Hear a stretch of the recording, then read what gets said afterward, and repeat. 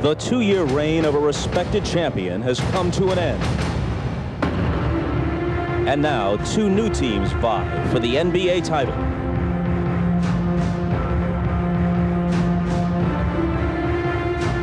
Teams that have traveled vastly different paths in pursuit of this prize. For 3 memorable years, red and black were the colors of royalty in the NBA. One man was largely responsible for this exquisite run of sustained excellence.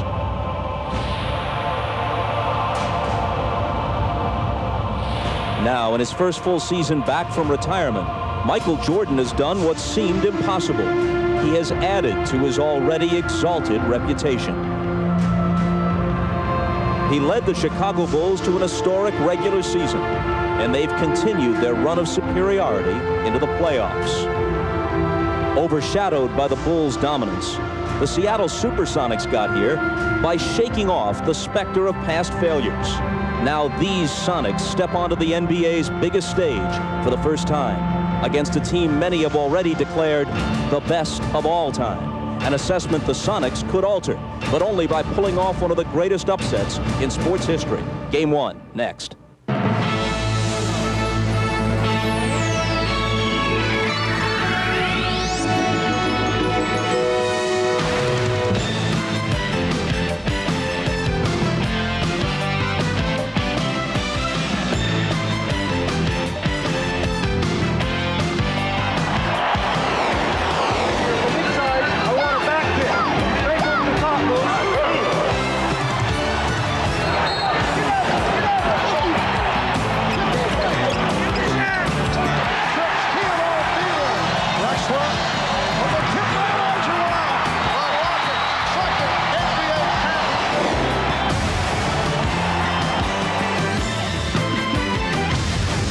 This is the NBA on NBC. The 1996 NBA Finals. And after 2 years away, the NBA Finals return to Chicago. What time is it? Game time! With the Bulls hosting these Seattle Supersonics, haunted the last 2 years by first-round playoff failures, they have at last reached the finals, but tonight they find themselves in the unaccustomed role of underdog. The Chicago Bulls, intent on completing a unique basketball odyssey, greeted moments ago by their roaring fans, most of whom view title number 4 as a foregone conclusion. Hi again, everybody. I'm Bob Costas, and welcome to these NBA Finals. With due respect to the Seattle Supersonics and apologies to their fans, the prevailing attitude in Chicago and through most of the country, really, is that these NBA Finals loom not so much as a competition as a coronation. It's up to the Sonics to change that impression tonight, to convince the Bulls and the basketball public that they have come here as true foes, not mere foils. What a strange position for a team as good as the Sonics to be in. A team that won 64 regular season games this year, a total seldom exceeded in NBA annals. A team that in other years, against other competition, might very well be regarded as the favorite to win it all. And yet the Chicago Bulls have been installed as 10-1 favorites in this series, which means that at least in that sense, this is viewed as the greatest mismatch in NBA Finals history. If that's so, then the Bulls are on the verge not just of a championship, but of the completion of one of the golden seasons in the history of American team sports. To be compared not just to the Lakers, Celtics, and Sixers of the past, but to the 1927 Yankees, to Shula's 17-0 Dolphins, or any other team from any other era you want to throw in there. All very interesting, and based on what the Bulls have done so far, all very valid. But let Seattle come in here and take one of these first 2 games. Well, then the Bulls won't be thinking so much about their place in history as about what next week and 3 straight games in Seattle might hold for them. That, as they say, is why they play these games. Tip-off for Game 1 is about 10 minutes away. Marv Albert, Matt Gukas, and Bill Walton will join us from courtside when we come back to the United Center right after this.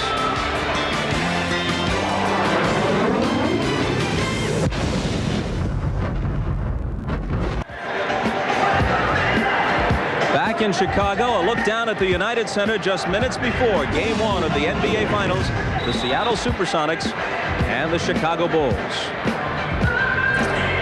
And as we prepare to send it to our game announcers, we note that this has been a big week in Chicago. First, the Olympic torch passed through the city on Monday, and then Princess Diana hit town yesterday, and in fact, she is the guest of honor at a charity gala going on at this very moment, which, other than the Bulls, is the talk of Chicago.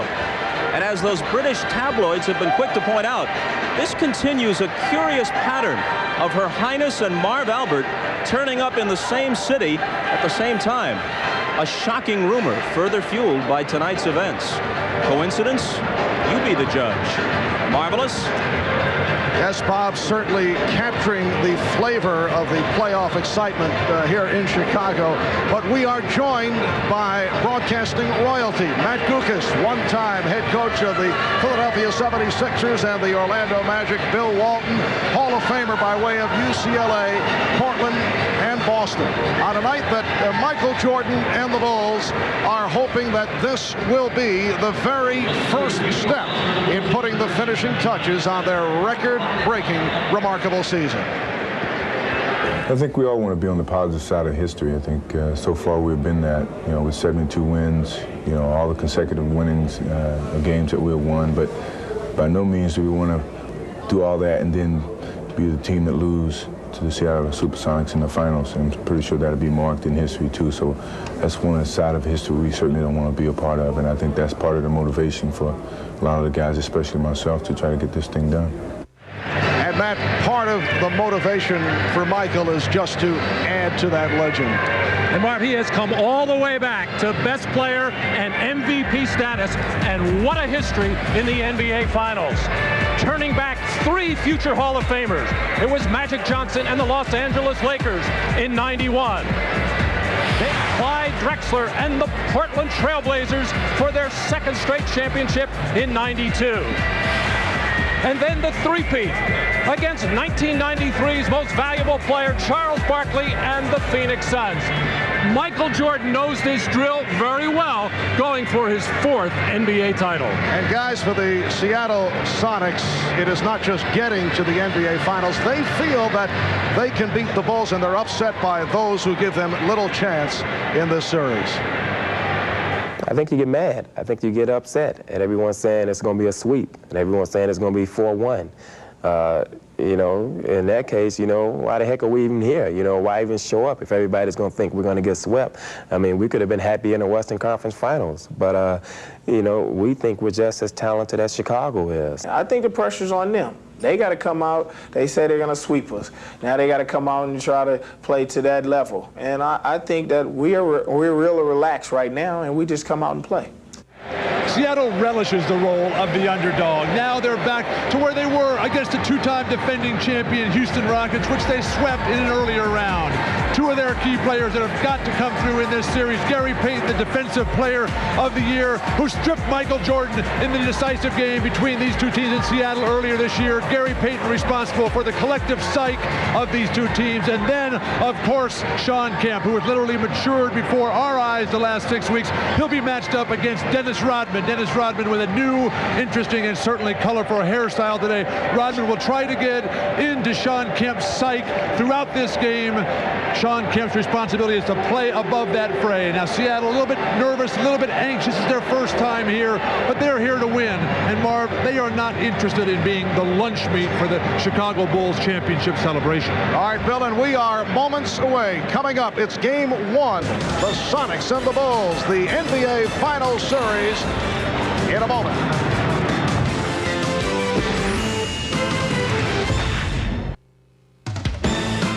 The NBA on NBC is brought to you by Miller Lite. With a great taste of an ice-cold Miller Lite, life is good. By Chrysler, leaders in innovative design and engineering. And by Castrol GTX, the most protection against volatility burn-off.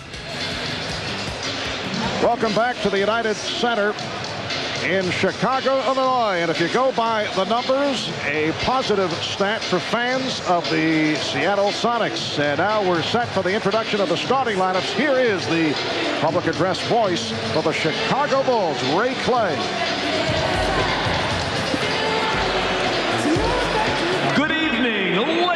gentlemen, the Chicago Bulls welcome the world's greatest fans to the United Center. Tonight's Game 1 of the NBA Finals is between the Seattle Supersonics and your Chicago Bulls. Now let's meet tonight's lineups. First for the visiting Seattle Supersonics, at one forward from Washington, 6'10", Detlef Schrempf.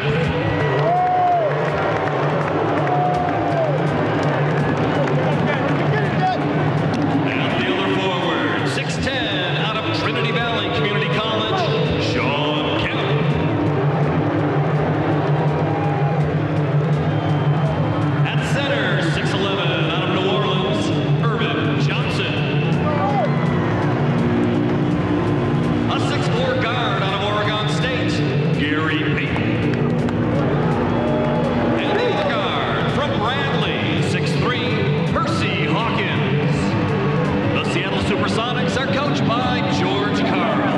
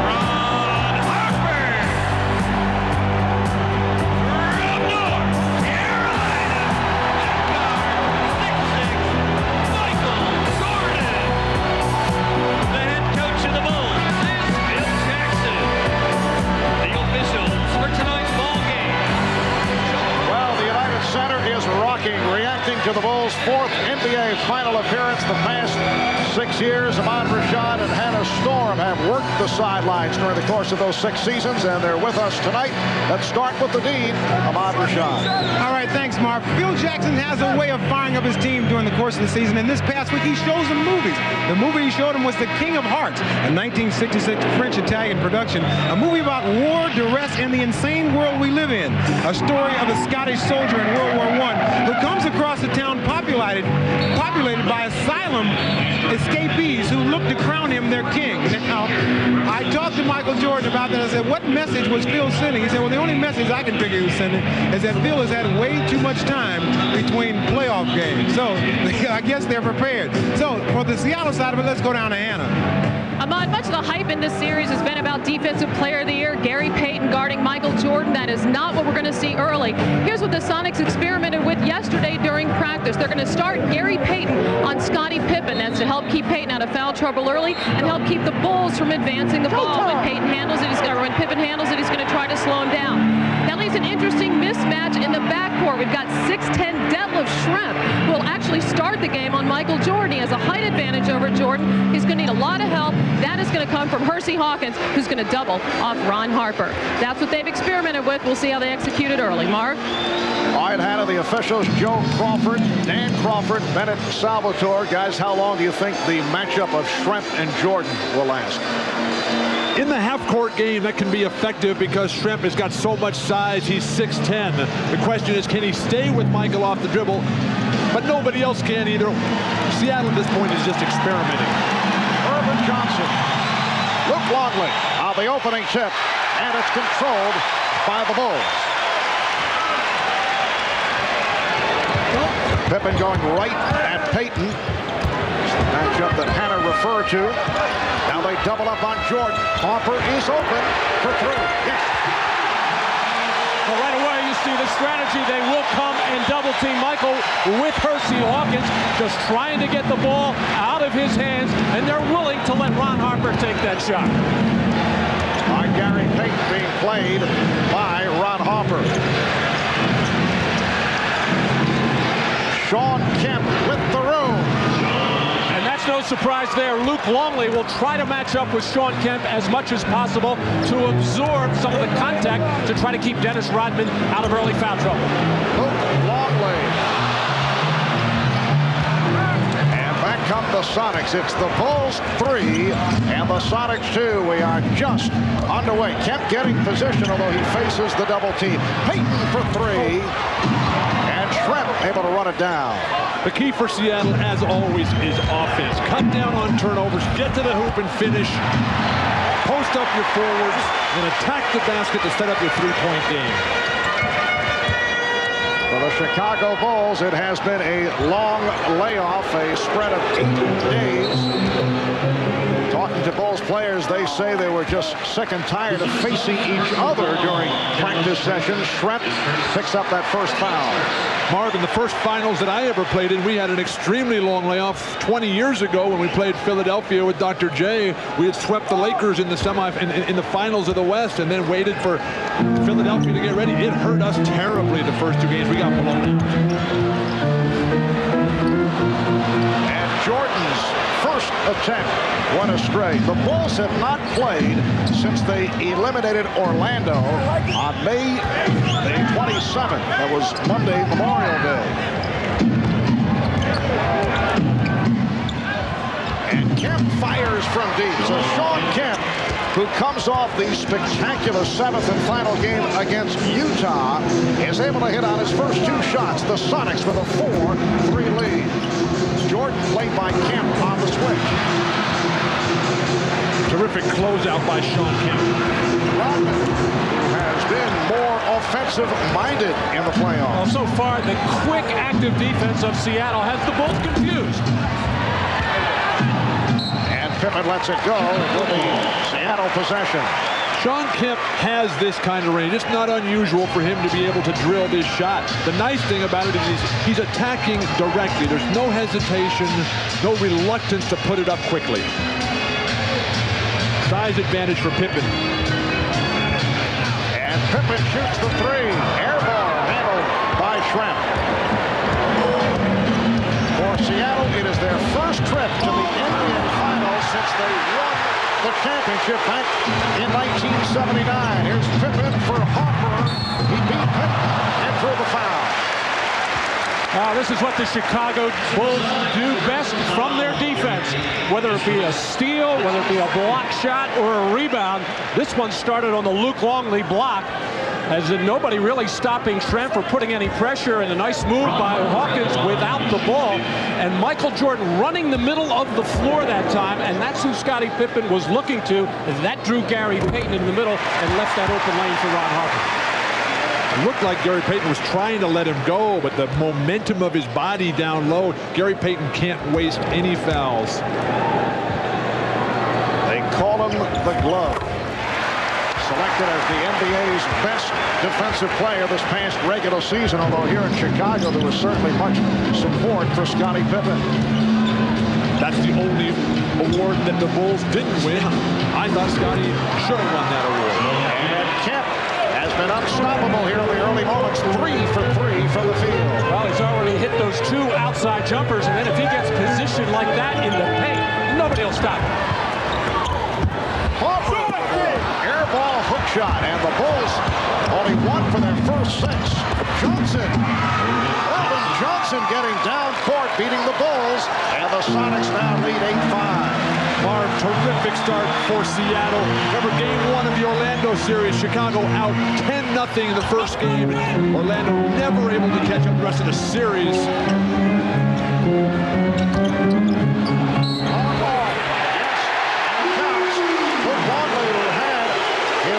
Game of the season in the game that Chicago lost to Seattle. He had game high of 20 21. In fact, a career high for Luke Longley, who's looking to take advantage of the Sonics, who do not have a dominating center. This is the first series in a long, long time that Luke Longley can say, hey, I'm the best one of everybody out here. He's been going against Alonzo Mourning, Patrick Ewing, Shaq. Now he comes up against a little-used Irvin Johnson and some guys who really play a lot in the perimeter. Longley should be able to capitalize. Payton coming up short, but it's Kemp giving it back. And Kemp again is on the ball and is called for a charge. Offensive foul. Well, offensive rebounding has been the strength of the Chicago Bulls all season long, mainly on the shoulders of Dennis Rodman. But so far, it's been the Seattle Supersonics getting the extra shot opportunities. And talk about a guy getting into foul problems. That is Shawn Kemp, and George Karl does not want to see him pick up those cheap fouls early in the ballgame. Jordan. So Michael has missed his first two. The game is tied at 8. Here is Schrempf. And Rodman off the board. The Sonics doing what they want to do in transition, getting out, putting the pressure on Chicago's defense to scurry back. The Bulls not used to that. Longley. And a loose ball foul called against Chicago. It is on Rodman, who is sporting a new look. They got an aid symbol, a peace symbol, and a Pearl Jam symbol on that haircut for Dennis Rodman. And that is the first technical called on Dennis with the new look. Now, Dennis obviously not happy with that call. He felt he had inside position underneath the backboard, and when that whistle blew, he looked like the most confused guy in the world and took a long look at the trail official, Joe Crawford, as Rodman pushing and shoving on the back of Shawn Kemp, which Dennis does quite a bit. He felt he would have to push a lot harder than that to get a foul this early. So it's the Sonics with a 9-8 lead. Gary Payton has missed his first 4 shots, being played by Ron Hoffer, who has been just superb defensively throughout the playoffs. Now Kemp putting the move on. Rejected by Longley. Detlef Schrempf's post-entry passes are too slow. Got to pass sharper than that. Longley, very active here at the start. That's his second bucket, and it's the Bulls by 1. 5 minutes gone by in this first quarter. Schrempf played by Pippen. And the matchup is Jordan guarding Hawkins. Schrempf with the screen. Schrempf checking the clock. Illegal defense called for the first time against the Bulls. And a timeout is being indicated with 6:32 remaining. In this opening quarter, it's the Bulls with a 10-9 lead. Well, Luke Longley has been very active. Both ends of the floor looked like he was clearly beaten by Shawn Kemp, but recovering to get his second block and then running the floor beautifully to finish off on the fast break.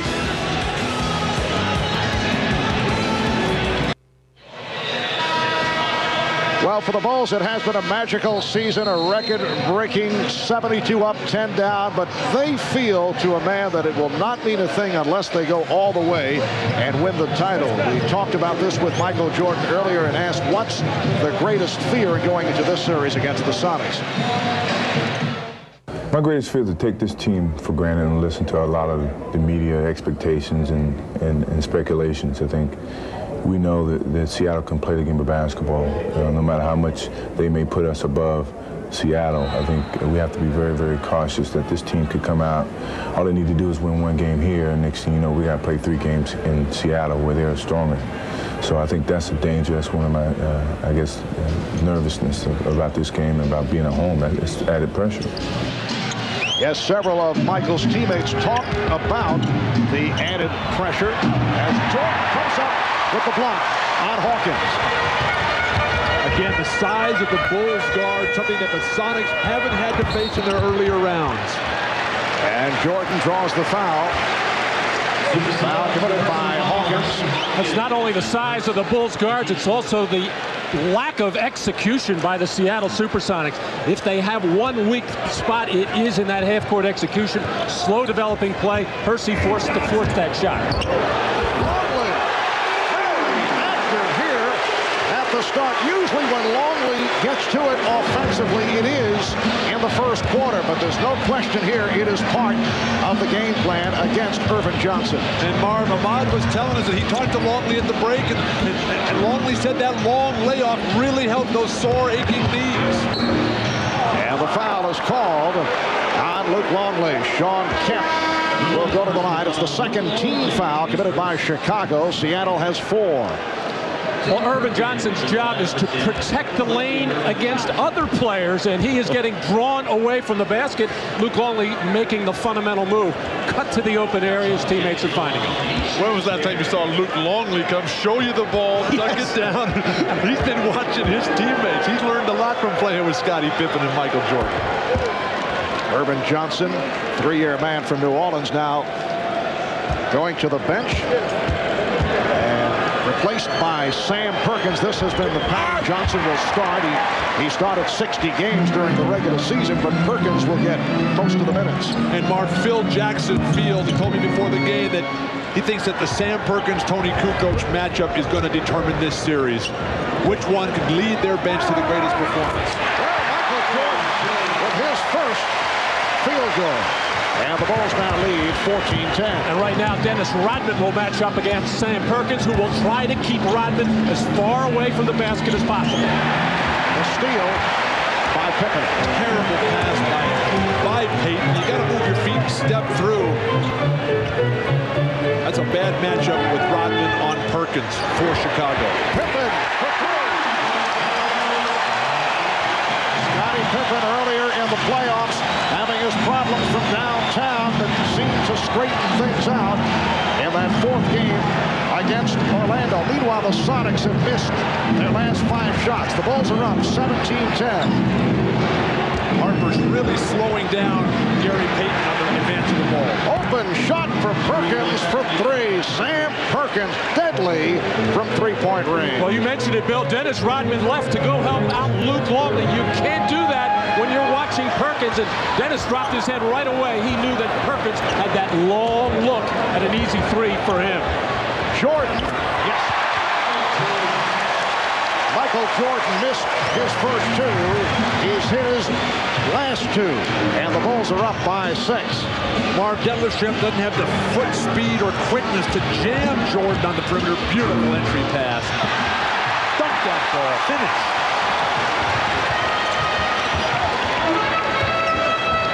3 minutes, 45 seconds to go in this first quarter. It's game 1 of the NBA Finals. The Sonics and the Bulls. Longley on the rebound and draws the foul.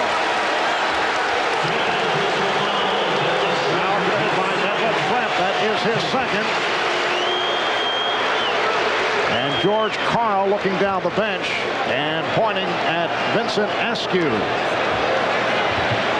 Nate McMillan also getting set to check in. Nate, a question mark because of the back problem. In fact, I'm told took a shot of cortisone in the back the second time he has done so, and he's going to give it a shot here. He said if he does not feel well, could take a couple of games off. And here comes Nate McMillan, co-captain of the Sonics, so important to this team.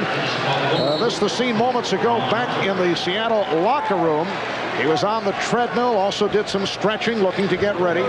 Marv, talking to Nate and knowing him throughout his long and really terrific career, there's something really wrong with that back. If it's not getting better with all the expert treatment he's been getting, there's something seriously wrong there. He needs a lot more time than just a day or two's rest. Now Jordan going against Payton. Goes to the fadeaway. Oh, he wanted that shot. He wanted Gary Payton. As soon as he had a one-on-one, he waved everybody out of there, and he wanted to go. And not a bad job by Gary Payton. He forced Michael out just a little bit further than he likes to be on that fadeaway jump shot. But Michael's eyes lit up when he saw Payton there. He wanted a piece. So Jordan, after the slow start, has hit his last 3, and the Bulls lead by 9. Welcome back to Chicago. Marv Albert, Matt Dukas, Bill Walton, Bob Rashad, and a Storm. 3:18 remaining in this opening quarter, and the Bulls with a 17-5 run the last 5 minutes, now lead at 22-13. And you can see Chicago's balanced scoring led by Luke Longley. Well, Phil Jackson's biggest concern with the 9-day layoff was conditioning, and the Bulls did look a little sluggish coming out, but it certainly has not hurt their early shooting. As a team, 8 for 16 from the field. Seattle's defense is fine. That's their constant. Their offense is struggling. They've only got 13 points. They've got to finish stronger at the hoop. Steve Kerr has come on for the first time for the Bulls. Here's Perkins with a fadeaway, and rebounded by Pippen. When you're behind early, you can't start thinking about shooting fadeaways. You got to turn, get to the hoop, get to the foul line. Open shot for Pippen for three. And Payton able to race it down. Nate McMillan met by Steve Kerr, and a reach-in called on Luke Longley. For Longley, his second. Well, the Sonics do such a terrific job of running the floor. We saw it at the beginning of the game. Even Irvin Johnson, not really an offensive threat, but he runs, he sprints, he makes the defense work extra hard. And Sean Kemp, one of the best in the business at the big forward position at running the floor, and that time making Luke Longley work even harder. But even though Luke Longley's got 3 fouls and now on the bench for Tony Kukoc, this is when the Bulls get even better by going small. Just 2 fouls for Luke Longley, excuse me. And here's Askew with his first shot attempt. So Askew from downtown. Vincent Askew in his 7th NBA season out of Memphis State. Not noted for his shooting. Excellent complementary type player. Very tough defensively. Tony Kukoc has come on for the first time for Chicago. It's the Bulls by 6 as we come up on 2 minutes to go in this first quarter. Kukoc checking the shot clock. And Kerr fires from way downtown. 2 minutes to play in the first quarter. Last touched by Jordan. That was even out of Steve Kerr's normal range. Had to put it up, forced on the shot clock. Now, Steve Kerr, Bill Jackson, very concerned as to where he can find time. He thinks he can get it against McMillan, who doesn't have much quickness. Nice move by Perkins, but could not convert. Well, you know Perkins can shoot from the perimeter. He's got a post game as well, but you don't normally see him put it on the floor and get to the hoop that easily. 3 on 2, but the Bulls got back. Minute and a half left. First quarter, here's Kemp. Sean Kemp on fire, 4 of 6 here in the first quarter, and he has 9 points. So a 4-point advantage for Chicago. And off the boards, they are now even. Rodman leading the way with 6. Kerr missing the 3, and back comes Kemp. And Kemp looked to go all the way, but stripped by Jordan. Rebound, Kukoc. Oh! Kukoc twisting his way in midair. And it's the Bulls with a 6-point lead. Turnovers for Seattle. Chicago is terrific at turning those turnovers into points. They utilized everything that time, including the offensive glass. Rodman tried to front Kemp and did break it up. Rodman fortunate to get a piece of the ball. So Kemp turned it over for the second time. Pippen on the offensive glass. Kerr passed on the 3 and then blocked by Kemp. Here comes Payton, but Rodman is back. 20 seconds to go in the quarter. And now George Karl says reset. Seattle's big men are not running the floor. They're the ones that appear to be the more fatigued team. Final seconds of the quarter. Payton on the pull-up. Rebound Kemp. That is the end of the first quarter. The Bulls, after a slow start, able to regroup. And after 1, they lead by 6. Kemp with 9. Jordan 3 of 6 from the field. So Michael with 6 points. We'll be back here at the United Center in a moment. This is the NBA on NBC, the 1996 NBA Finals. Well, in the first quarter, the matchup has been Dennis Rodman going against Shawn Kemp right throughout. We asked Shawn, can Rodman defend you one-on-one? I don't think anybody really can defend an NBA player offensively one-on-one. I think what Dennis does is plays great position defense. And, you know, I've watched him a little bit this playoffs, and he's frustrated a lot of players, and we're getting under their skin.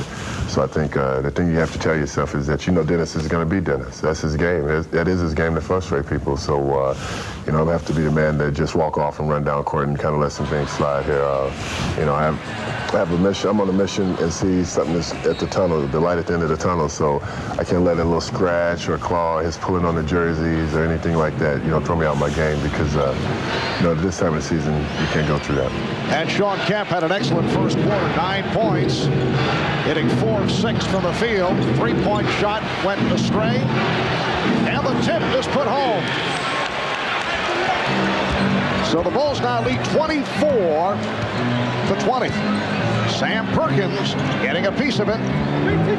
Gary Payton off to a very slow start offensively. 0 for 6 from the field, 0 points. I'd post up Shawn Kemp against Dennis Rodman. Take Dennis inside, punish him. And here is Kukoc. Tony just beating the 24, and the Bulls now lead by 6. It's been a difficult time emotionally for Gary Payton dealing with his sister's suicide attempt. Shawn Kemp now with 11 points, although we can certainly understand him being affected as he was. He admitted that he was having problems in Game 6 against Utah. Marv, I talked to Gary just this morning. He said all that's behind him. Everything is fine. The family is together and safe. Gary said if it was a more serious problem, he would not be here. Minute and a half gone by in the second quarter. Bulls with the ball, and they lead by 4.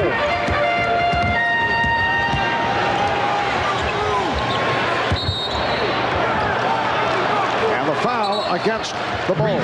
Offensive foul. So the Sonics get it back. Now they say 3-second violation. Well, the Bulls are doing their work on the offensive boards, getting second chance opportunities. Already 5 offensive rebounds, but really not taking advantage of it, not converting them into baskets. But yet, this is going to be a big factor throughout this series, how well the Sonics do in the rebounding department with Chicago. For the Bulls, their first turnover on that 3-second call. Nice move by Payton. And for Gary Payton, it is his first field goal. It brings the Sonics within 2. Phil Jackson just looked down the bench at his assistant coaches. He said, that's why I put Randy Brown in there to stop that. Inside, and then able to hit on the follow. With this lineup, Gary Payton should not be playing against Scottie Pippen. There's short guards for Chicago. Askew and Payton can take advantage there. The steal as Kukoc was able to knock it away. Michael Jordan getting a rest here at the start of the second quarter.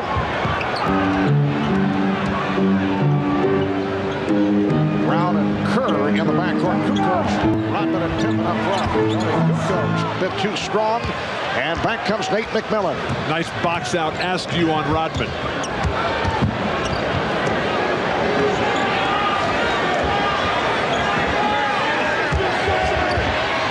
Perkins, yes, and it counts. A beautiful move going right at Dennis Rodman.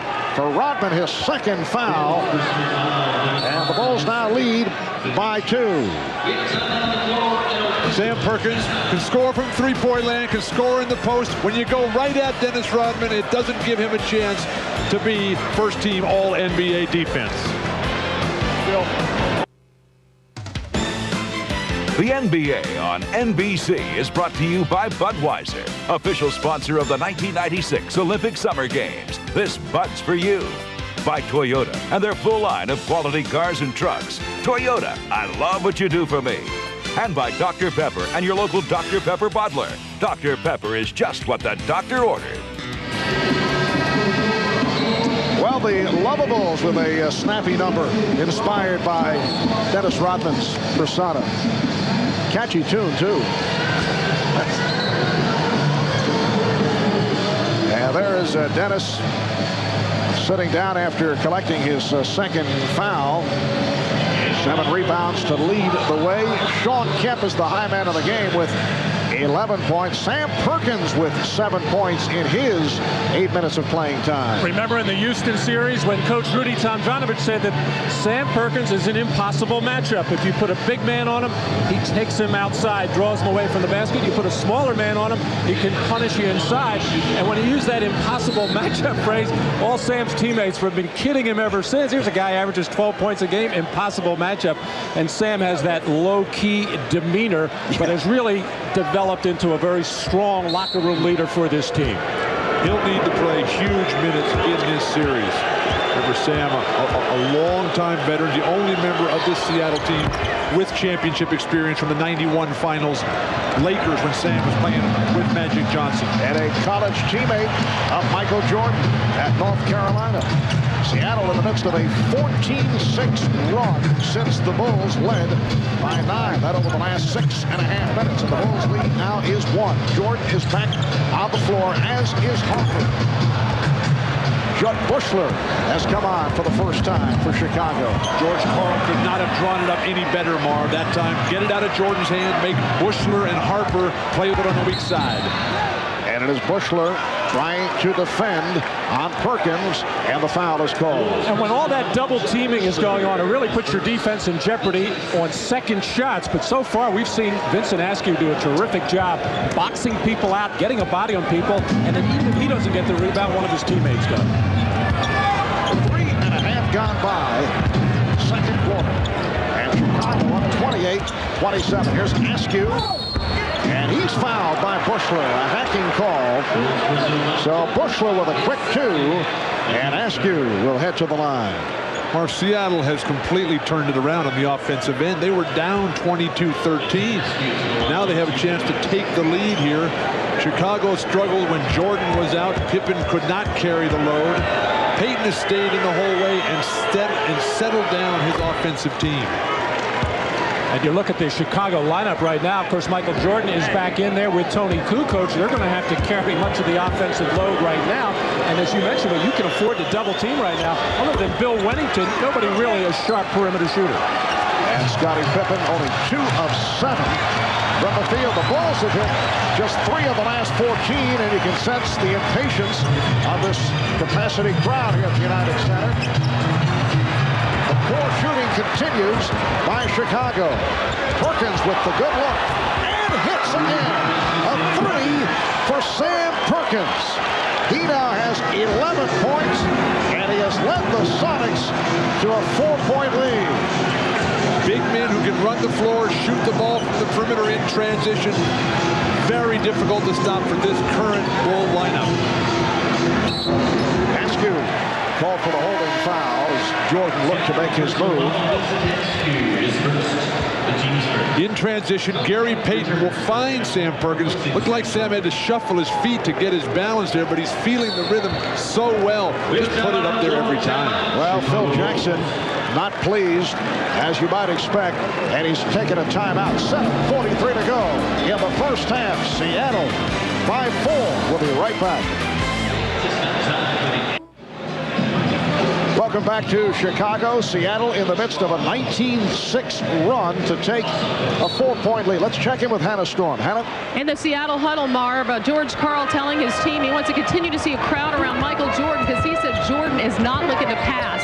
He's looking to win this thing on his own. They're down by 4, Marv. And as you say that, Michael unleashes from 3-point range. Well, in the last series in the conference final against Orlando, every time Phil Jackson called on Judd Bushler, Steve Kerr, Bill Wennington, Randy Brown, they produced in short minutes.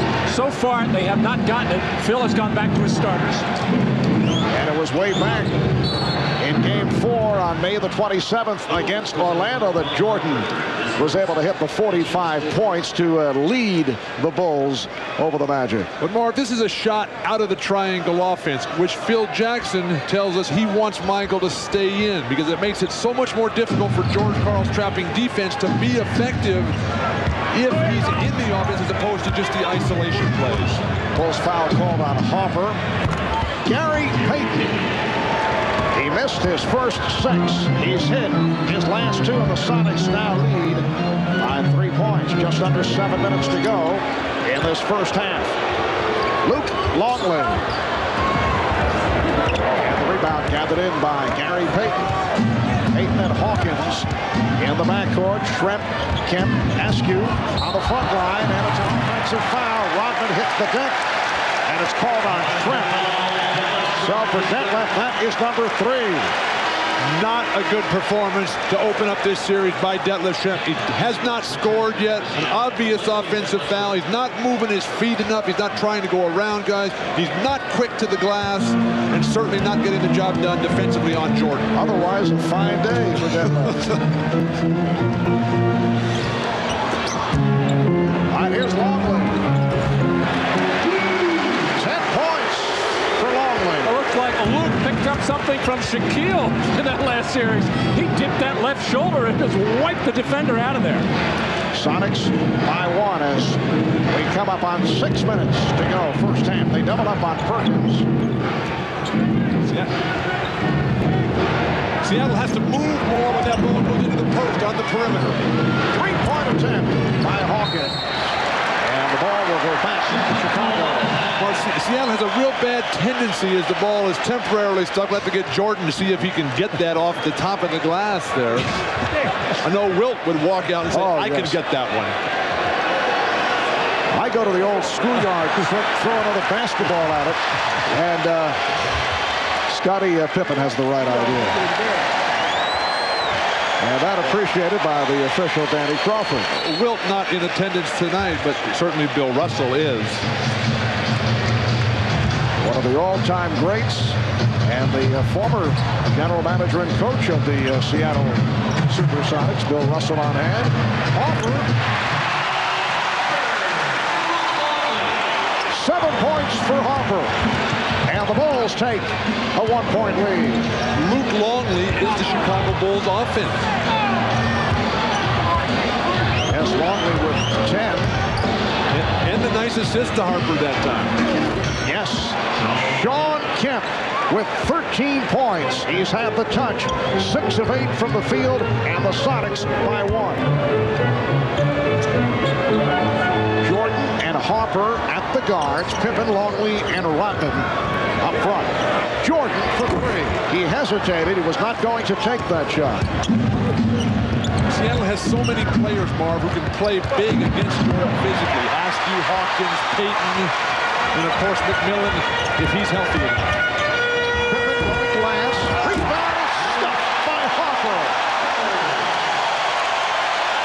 Well, until that follow-up by Ron Harper, Vincent Askew in particular has been doing an outstanding job of getting his body on Chicago shirts and keeping them off the glass, but that time nobody found Ron Harper. They're not concerned about what Ron Harper's doing at the offensive end.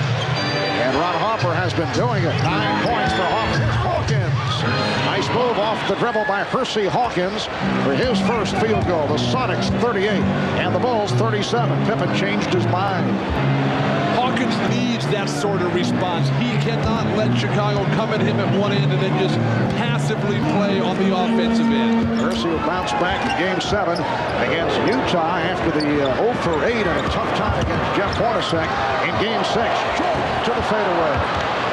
And here comes Payton in the open floor. Going right at Harper. And a foul call. It's a block. You can hear the reaction from the crowd. Joe Crawford with the quick call on that blocking foul. Well, Gary Payton loves to push the basketball, and generally his team is running lanes with him. This time he looked around, he didn't see any friends of his, decided he was going to try to create something out of nothing. I think got bailed out on the call somewhat here as he just threw that shoulder into Ron Harper. Ron Harper not in good defensive position. Looked like he was just trying to take a charge, and oftentimes the referees, when they see a player bailing out, are just trying to take advantage of a tough roll. Horrible pass by Sam Perkins. Perkins surprising Kemp. Pippen draws the foul. Marv, Seattle has not been feeding the ball to Sean Kemp well. There's been tough passes up around his head area, down around his feet.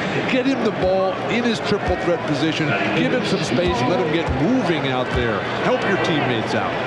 And that is contributed to the turnover total by Kemp. Seattle with 8 turnovers in this first half. Chicago with just 1.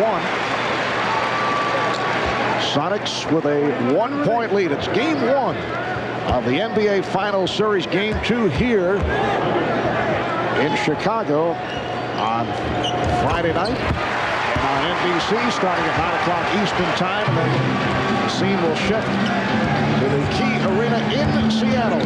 Game 3 Sunday night starting at 7:30 Eastern time. Game is tied at 39. Askew firing the 3. Rodman lost it and then recovered and calls the timeout.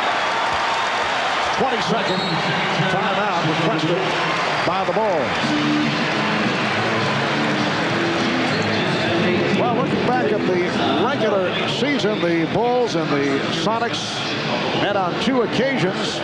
Back in November at Seattle, the Bulls were able to jump out to a 13-point halftime lead. In fact, the Bulls built an 18-point lead before Sean Kemp and Gary Payton led the Sonics back to combining for 51 points in a 97-92 Seattle victory. They met again in January here in Chicago, and it was the Bulls led by Michael Jordan, 35 points and 14 rebounds, 29 from Scottie Pippen, as the Bulls dealt the Sonics their worst loss of the regular season, 113-87. The Bulls shot 60% from the field in the game, while the Sonics only 36%. What is vivid in the mind, though, of Michael Jordan in that loss to Seattle, in a critical situation, he was stripped down the stretch by Gary Payton. Gary Payton just took it right away from him. Jordan going for the game winner. And how about the fact that Scottie Pippen missed 6 straight free throws in the last 2 minutes in the game at Seattle. 3 minutes, 20 seconds remaining in this first half. Seattle has done it off the bench. 16-4. Sparked by Perkins. And Longley will head to the line. Luke Longley, to this point, has outscored Michael Jordan. He'll be looking for points 11 and 12. Substitution for Seattle, the veteran Frank Brakowski in his 12th NBA season out of Penn State, a bruising-type player who could touch a nerve with Dennis Rodman has checked in for the first time. Well, Frank, being a wise old veteran, knows all the tricks, knows how to use those forearms and elbows and the strong lower body around the basket. And I'm sure we'll get tangled up with Dennis Rodman at some point, if not today, some other one. I think it'd be a good idea because Rodman's already got the 1 technical. Try to get another one. Try to get him ejected. Use some of Rodman's own antics against himself. Bill with that National Hockey League mentality. The Bulls 41-39 over the Sonics. And some pressure being shown by Chicago.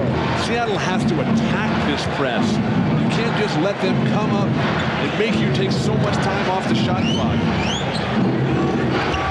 Here's the double on Kemp, and a traveling violation is called. Another Seattle turnover. It is their 9th. Timeout taken. 2:56 to go in the first half.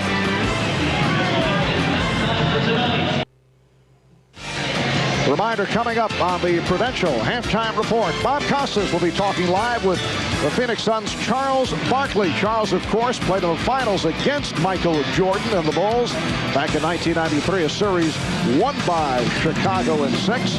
And Charles's name has been mentioned of late in trade talks. Good friend Danny Ainge will eventually coach the Phoenix Suns. That a recent development. We'll get his reaction to that coming up at halftime. Bob Costas, Julius Erving on the Prudential halftime report.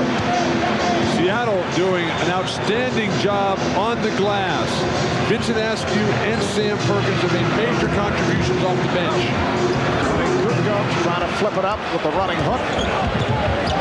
Bulls with a 41-39 lead. 2.5 remaining in this first half.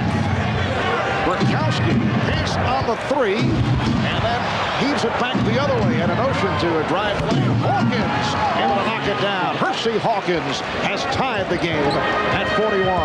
That rebounding stat is a big one and will be throughout this series, but so far the Sonics with their big problem with turnovers, 9 to Chicago's 1. Well, Michael Jordan took the hit. Frank Brakowski looking to brace the fall of Jordan, who wanted no part of it. So they ran the backdoor play for Jordan. Jordan got away with the push-off on Hawkins. I'm surprised Hawkins didn't complain a little bit more on that push-off and get Jordan open. But that's really Jordan's initial opportunity inside tonight. Seattle has done a very good job of keeping him on the perimeter, and with Gary Payton able to jam up with Vincent Askew as well, forcing Jordan to stay in the perimeter. That could work well for Seattle. And we get the whistle, a pushing foul on Luke Longley. That is his third. Bulls are now over the foul limit. So careless here. First of all, Shawn Kemp just a little bit late there in stepping in. You got to step up the lane. Luke Longley taking advantage of. You never want to pick up a foul like that when you already have 2 when you're down in the closing minutes of the half. So Shawn Kemp to the line. He's 2 of 2 from the line. Kemp hitting the huge free throws in game number 7. Here comes John Sally, replacing Luke Longley. 12 points for Longley. His playoff career high is 14.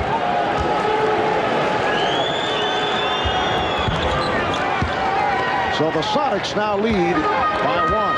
Shawn Kemp, game 7 against Utah, 10 of 11 at the free throw line. Sonics by 1 with just under 2 minutes to go in the first half. Here's the double team on Jordan, who's able to beat it, and that is fouled. Oh, Rodman and Brakowski had words. Oh, you can see it coming. And as you mentioned before, Mark and Bill, Dennis Rodman has to be very careful already with that first technical foul. Any kind of talking or 2 players getting together like that, and he will get whistled for that second and be tossed. It's absurd that Dennis Rodman can walk around acting like, look what they're doing to me. They're hitting me. They're pushing me. Dennis Rodman initiates all that stuff. Rodman inside there, just keeps walking right into Brakowski. Elbows, arms all tied up. Innocent victim, Dennis. Michael Jordan, 2 of 3 at the line, and now has 12 points. It's the Bulls by 1. Light pressure this time by Chicago, handled by Seattle. And that is turnover number 5 for Shawn Kemp. Well, Shawn led the league during the regular season, averaging 4 a game and 4 throughout the playoffs so far, already over his average in just the first half. And that's 10 in all for Seattle. Chicago with just 1. Shawn Kemp's not moving around the defenders. He's just trying to go through them or over them. That won't work. And Joe Crawford says, stay right here, and Dennis Rodman could be losing it. Now he's applauding the call. Rodman was about to get involved and then walked away. Joe Crawford is going to call a flagrant foul here on Frank Brakowski.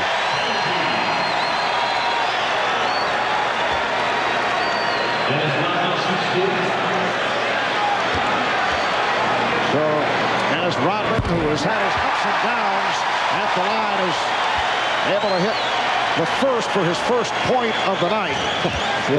Brakowski looking to box out, looking to keep Rodman off, but just moved over with the forearm, with the elbow to the upper midsection. Very dangerous play, uncalled for. And now Judd Bushler replaces Dennis Rodman. The conversation continues. And a technical has been called on Brakowski.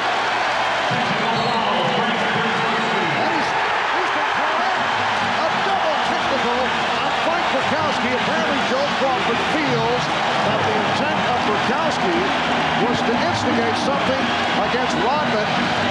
Brokowski now walking in the direction of a couple of Bulls, and he's joined by a security man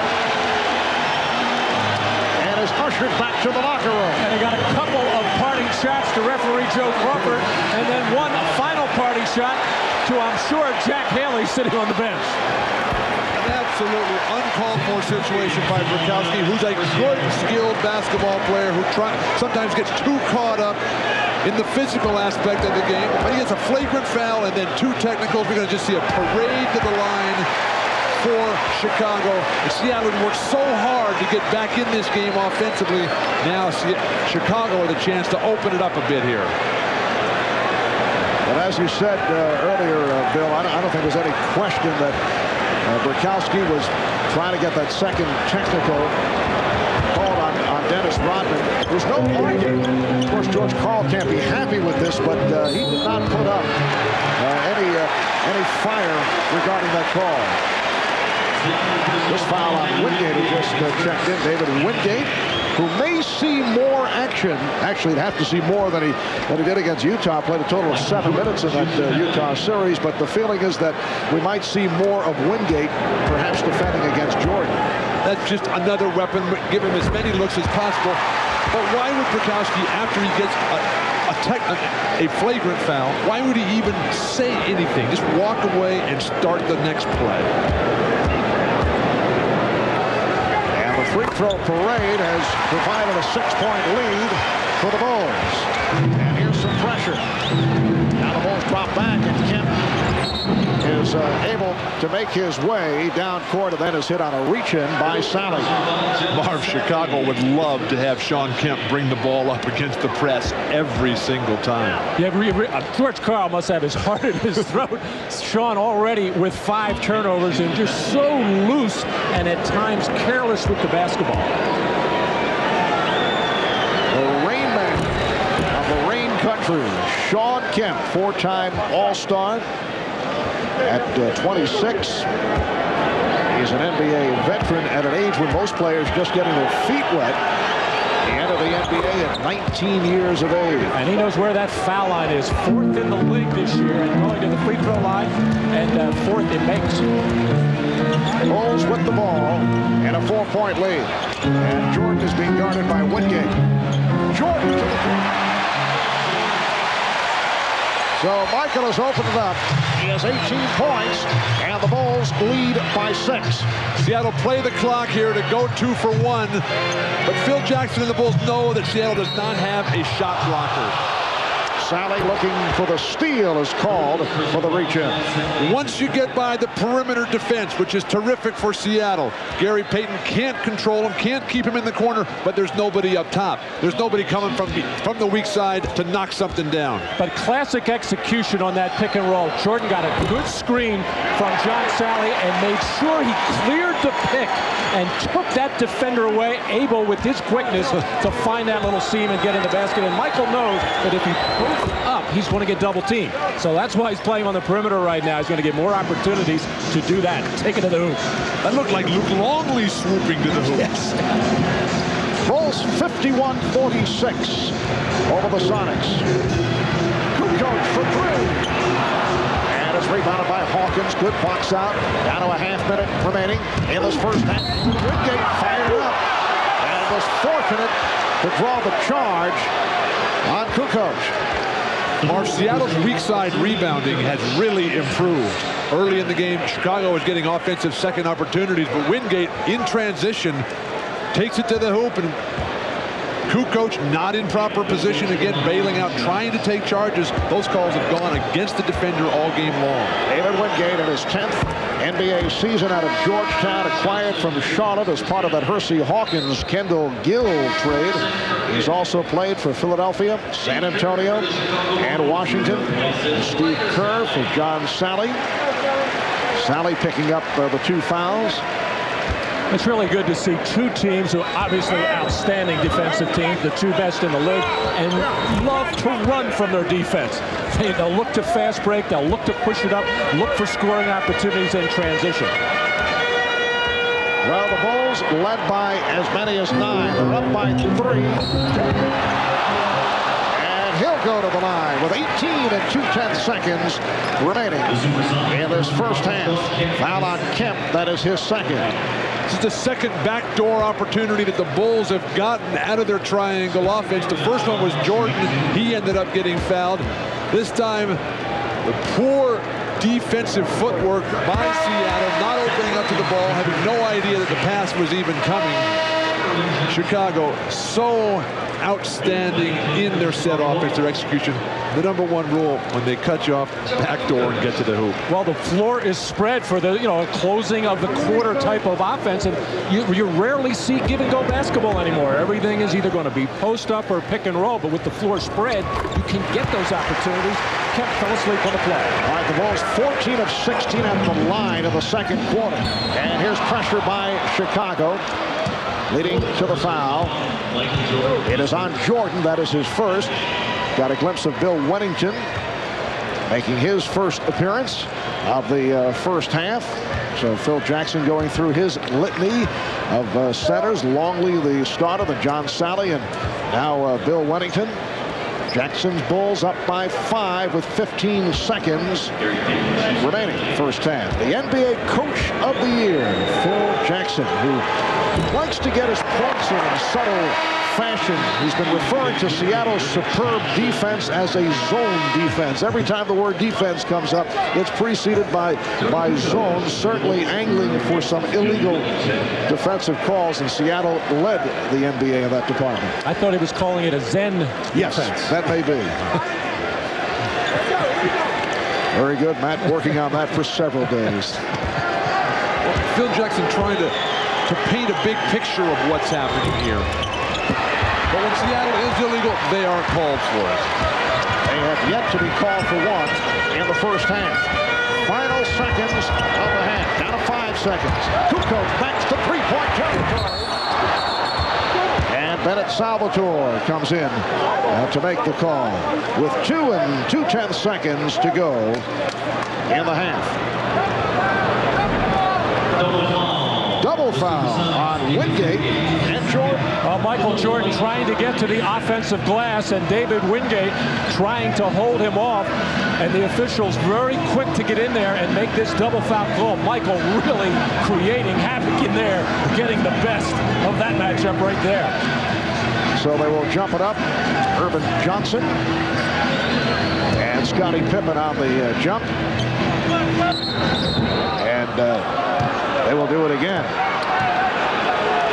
Things starting to get very chippy right now. Michael Jordan senses that the Seattle Supersonics trying to get their pops in whenever they can. He's been hand fighting and battling with Askew and Wingate on this tip. Just 2 and 2/10 seconds remaining in the first half. And that'll do it. That is waved off. So Shawn Kemp, high man for Seattle with 18. Michael Jordan with 18, 12 of his 18 in the second quarter. A physical second quarter. The Bulls are up by 5. Bob Costas and the Prudential halftime report right after these messages.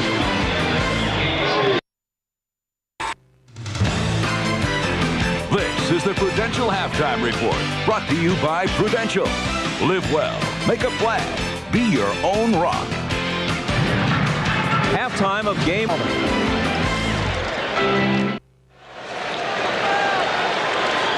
Marv Albert, Bill Walton, Matt Kukas back in Chicago. The Bulls by 5 as this third quarter gets underway. Kemp with 18, Perkins with 11 leading Seattle, Jordan with 18, and Longley with 12 to lead the Bulls. Shrimp being played by Pippen. A quiet first half for Pippen, only 2 field goals. Irvin Johnson and Dennis Rodman with rebound number 9. Too soft for Irvin Johnson. Come across that lane and smash that ball through the hoop. Jordan getting right to it. Well, once the ball went into Michael Jordan, the quick double team right back out to Pippen, and then the quick repost, and Seattle's defense not quick enough to match it. Now the matchup is Longley guarding Kemp, and Kemp with 20 points. Gary Payton is really floating that center post pass. You got to zip that ball in there and allow Shawn Kemp to go quickly by his defender.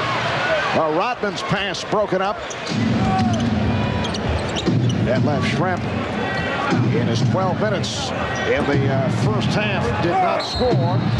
And now the foul is called, and that will put Schrempf at the line. And for Longley, it is number 4. Well, the experiment in the first half with Detlef Schrempf having the initial assignment on Michael Jordan did not work defensively. It certainly didn't help Detlef's offense as well. Here we see Shawn Kemp, who has been scoring almost at will. And I'm not really all that sure how worried the Bulls are about Shawn Kemp. They know he's going to get some points, but I think the Bulls are concerned about, much as they were in the Orlando series, they don't want to let the three-point shooters go off. They held Seattle to 3 for 8 from beyond the arc in that first half. The interesting thing about Shawn Kemp is that when he was in all that foul trouble against Utah, Seattle was winning all those games. Then when he started having the big numbers, 25 points, 15 rebounds every game, that's when Utah got back into it. Bulls by 3. We're just underway in the third. Now Johnson switching off on Jordan.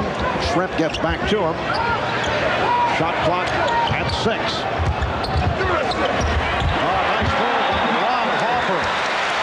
11 for Harper. It's the Bulls 57, the Sonics 52. Irvin Johnson playing here in the presence of Bill Russell, one of the premier shot blockers in the history of basketball. He's just too slow to get to this ball. When Harper comes flashing across the middle here, Irvin Johnson is right there at 7 feet tall. It looked like Rodman held him down there. That's why he was slow. Putting added pressure on Irvin Johnson, who is a very fine shot blocker, but playing in the presence of Bill Russell. You better bring it all when that happens. Jordan is rejected. Pippen on the recovery. And he'll go to the line. Scottie Pippen, 4 of 4 at the line, will shoot 2 more as Shawn Kemp picks up his 3rd foul. This is not the kind of foul that Shawn Kemp needs. He is a very good shot blocker. He comes in there, and it looked like he was just trying to foul rather than making a good defensive play on Pippen, who can't find the range.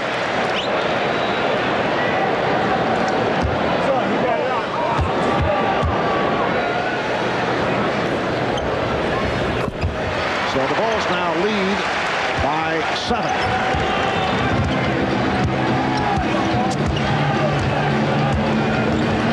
Harper right on the chest of Payton.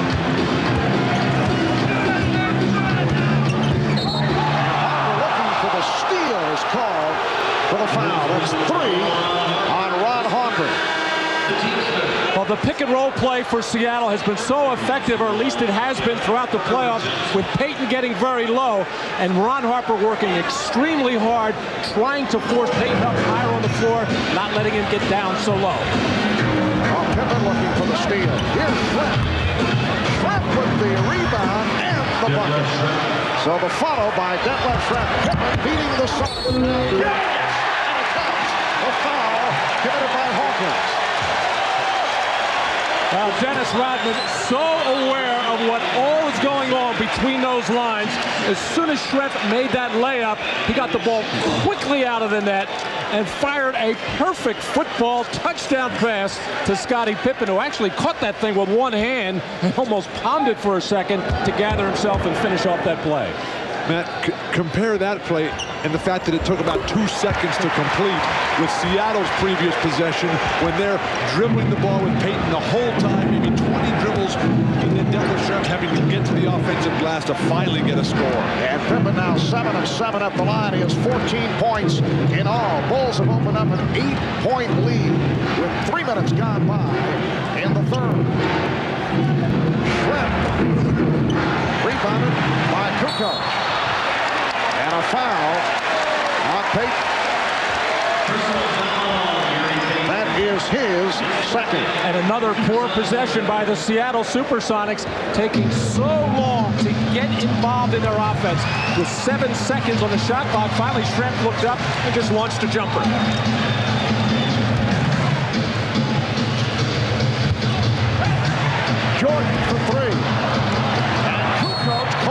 time. Well, he saves the possession. Called for the 22nd timeout, but it's changed to a full timeout. It will be Chicago ball when we come back. Bulls by 8, 8:44 to go, third quarter.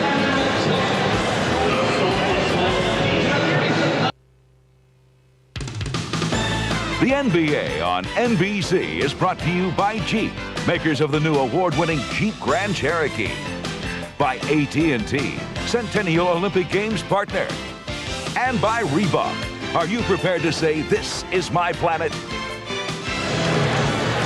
We welcome you back to the United Center in Chicago with 8:44 to go in the third quarter. Well, NBA Commissioner David Stern always likes to bring a favorite player to the game just to kind of shoot the breeze. He's picked a pretty fair athlete by the name of Bill Russell. 13 years, 11 championships for Bill Russell. Let's check in with Hannah Storm. Hannah? Mark, the Sonics will be without their all-time steals leader for the rest of this game and maybe the series. Nate McMillan telling me he's just in too much pain because of the back injury to go for the rest of the day. He's going to make a determination tomorrow whether or not he'll sit out the rest of the series. Mark? All right, thank you, Hannah. Dennis Rodman with his first field goal. Bulls open up a 10-point lead, so Nate McMillan gave it a shot. Played 6 minutes in the first half, did not attempt a field goal. Payton with a pretty move going glass, and the Bulls now lead 64-56. George Karl was hopeful that Nate would be able to play through the bad back, but you just heard the report. That's a major loss, and also with Bukowski already ejected. Pippen from downtown. Seattle is struggling right now and on the verge of being in serious trouble. And Scottie Pippen with 17 points. Kemp draws the foul. Biggest lead of the night being enjoyed here by the Chicago Bulls. Rodman called for his third, and Kemp to the line. On the previous possession for Seattle, George Karl called a 1-4 for Gary Payton to let him operate in the middle of the floor. He senses that Gary is struggling when he gets to the wings because of the Bulls' defense, and with that floor spread, Gary can get into the lane, create for himself, or create for a teammate. To get back into this game, Seattle's going to have to do more of that. Correction on that foul called. Ron Harper picks up number 4, so it was not Rodman. And Harper will sit down. Bill Wennington checking back in. And again, Phil Jackson elected not to go much with Steve Kerr. Phil telling me beforehand that it's just tough to get a matchup that works for Chicago with Steve Kerr against this talented Seattle team. Steve Kerr is so effective in the series against Orlando. Played only 7 minutes in the first half. Pippen for 3. And Payton wanted to run, but the Bulls got back. Payton pulls up for 3. Perkins Trent able to save it. Perkins for 3.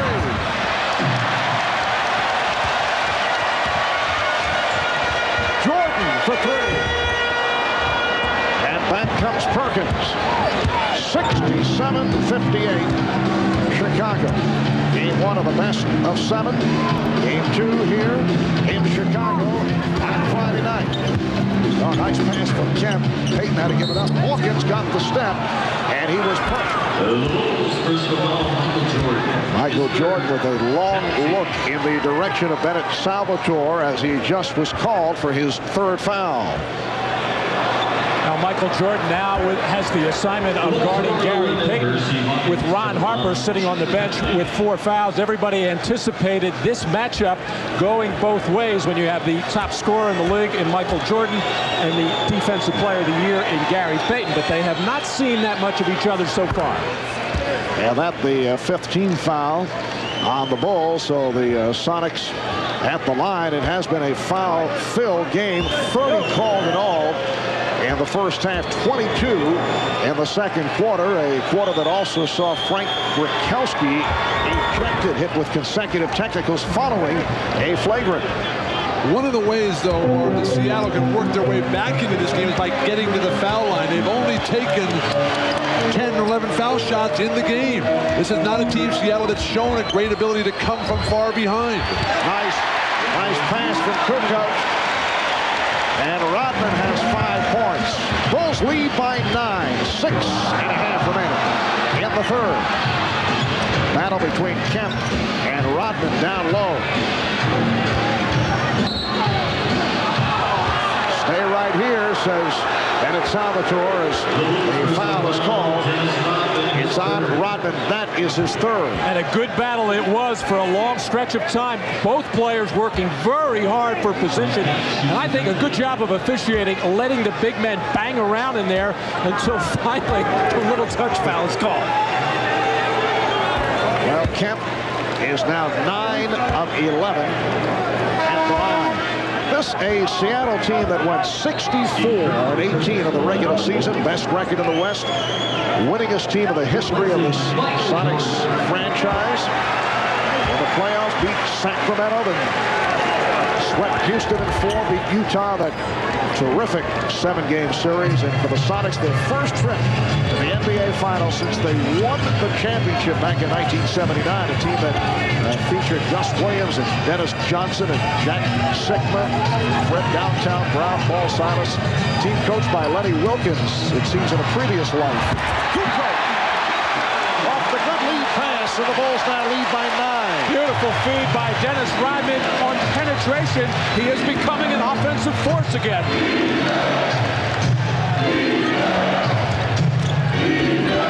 Payton trying to do it off the dribble against Pippen. Rodman goes down, and the foul on Kemp. That's his fourth. Again, the size differential, the guy's guarding up over the top of Payton. He's unable to get anything done. And then so little creativity. Shawn Kemp throwing Rodman to the ground.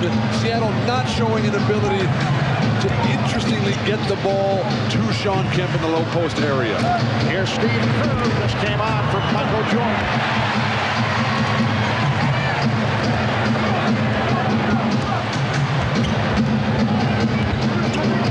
Able to close the baseline on Kukoc.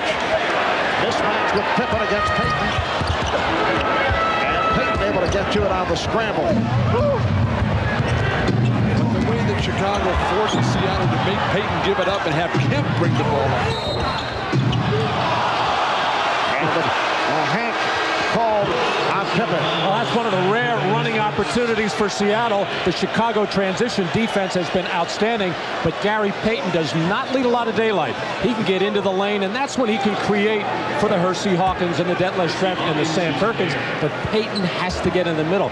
This is an unusual substitution for Chicago, with Michael Jordan going out midway through the third quarter. Normally, Michael will play that whole third quarter up until maybe 1 minute to go and get maybe a 3-minute rest surrounding between the third and fourth quarter. And I just wonder if Michael's a little bit winded, and maybe that 9-day layoff now hitting him as far as the conditioning is concerned. Jordan 6 of 15, 20 points in all.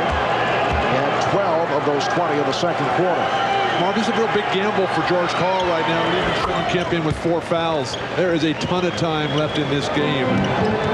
Shawn Kemp is very susceptible to picking up bundles of fouls. Rodman went into Kukoc up front, Pippen and Kerr in the backcourt. Kerr with the floater. And Schrempf rebounds. 4.5 remaining. Third quarter. Gary Payton's giving the ball up too quick. And Schrempf hits the 3. So Detlef Schrempf, following the scoreless first half, has come on here in the third quarter. And with Shawn Kemp guarding Dennis Rodman, you're not going to run an isolation or a post-up for Dennis Rodman, so there's not a chance for a foul there. But where Shawn Kemp picks up his fouls are those reach-ins and over the backs on the board. Rodman, a wild shot by Rodman, and a foul against the Sonics.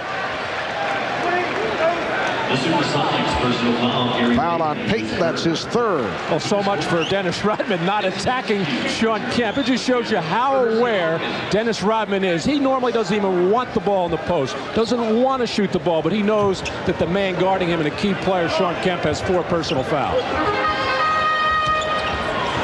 Remember when Hannah was talking at the beginning about how Payton was going to guard Pippen? That was a classic example of the difficulties of that matchup. Oh, Payton had a strip and they called up top. The Supersonics personal foul, Sam Perkins, his third. Foul on Perkins. That is his third, and now both teams over the foul limit. Scottie Pippen has been perfect at the line. Is back at the stripe, 7 for 7 from the free throw line. And Mark, another example of the incredible folly of Zurkowski getting thrown out, because now they got nobody to come with. Seattle, they do have a good bench. It's 9 deep. They have 3 guys who don't really play. Wingate a little bit. But now you got McMillan out. Now you got Zurkowski out. That makes it a 7-man bench. No size. Bulls with a 72-67 lead. And by Shrimp feeling it here in the third quarter. Going at Scottie Pippen. And the rebound by Kemp on the tip draws the foul. It has been a parade to the free throw line of the second and third quarters. Dennis Rodman collects number 4. Well, during the Utah series, when Shawn Kemp was getting into foul trouble early in that series, people were saying, you've got to cut down on your aggressiveness. You're getting in foul trouble. You're hurting your team. He said, I can't play that way. I'm not going to play that way. I play hard all the time and then let somebody else worry about the fouls. And we saw an example of it there, battling on the offensive glass, not worrying about having 4 fouls, just playing hard. Well, Kemp, a 74% free throw shooter during the regular season, 12 of 14 at the line. Remember, 10 of 11 in Game 7 against Utah. 3-point Chicago lead. They've led by as many as 11. It's a real solid combination for Seattle right now. Shot clock down to 4. Pippen. Well, the Bulls have hit a drought here in the closing minutes of the third quarter.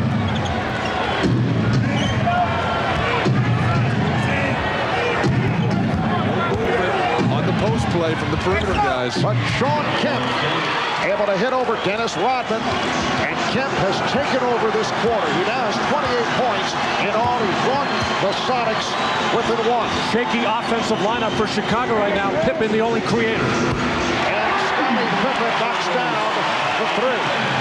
He created for himself. Bulls by 4. Pippen with 21. But what a terrible pass by Detlef Schrempf. It's so soft. Shawn Kemp waited 5 seconds for that play. The foul on Rodman, so that is 5 on Dennis Rodman. With 2:32 remaining in the third quarter, a timeout is taken.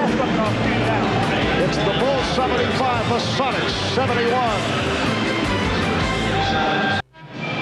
Well, Dennis Rodman in trouble with 5 personal fouls, and he is upset. We've talked with Dennis about his intense desire. Anyone that's played with me know that my desire to win is higher than my desire to live in the game of basketball. I think that people know that I would put my life on the line to win a basketball game, put my life on the line to save an individual on this team with any cost. I think people know that on this team, and anybody that's played with me. So the motion that I have to strive to be Dennis Rodman and to win a championship, it's not just for me, it's for the people that I'm playing with. I think it goes the same with Michael Jordan and Scottie. I think we really want to win a championship, not for ourselves, because I think we've been there. I think we want to win it for the other guys on the team, because they don't get the respect that we do. Certainly the kind of guy you'd rather have on your team rather than on the other team. Dennis Rodman, though, unable to even perform right now, forced to the bench due to serious foul trouble. So much time left in this game, and critical players for both squads in foul difficulty. And you look back at the regular season, Rodman fouled out only 1 time in the regular campaign, fouled out only 1 time earlier in the playoffs, sitting down now with 5, and the Bulls lead 75-73 after leading by as many as 11.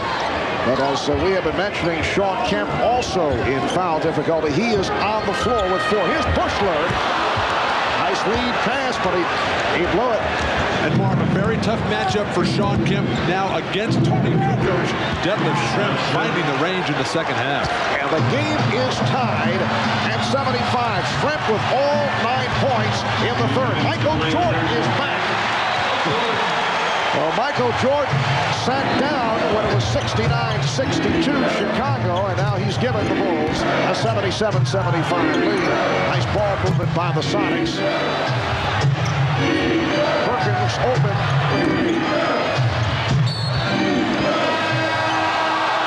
And Jordan appealing the call. Well, Michael has been perimeter-minded all night as soon as he realized the double team was going to come so quickly in that first quarter, and he just has too much quickness for Detlef Schrempf to keep him from getting into the lane. Jordan felt that that ball was last touched by the Sonics. Rejection by Payton. He was upset with that last call, but Payton able to come up with the block. Bulls with the ball. They're up by 2 with a minute 25 remaining in the third quarter. Now this is a mismatch here. Quickly get it out of his hands. Bushler for 3. Kukoc with the save. Bushler was shot well during the playoffs. Not shooting well here tonight. Wennington. Bill Wennington with his first field goal. And the Bulls now lead 79-75. Seattle has stayed on top of the rebound battle. Hawkins not able to hit from downtown. But without Kemp with foul trouble, without Rikowski, they're in trouble now.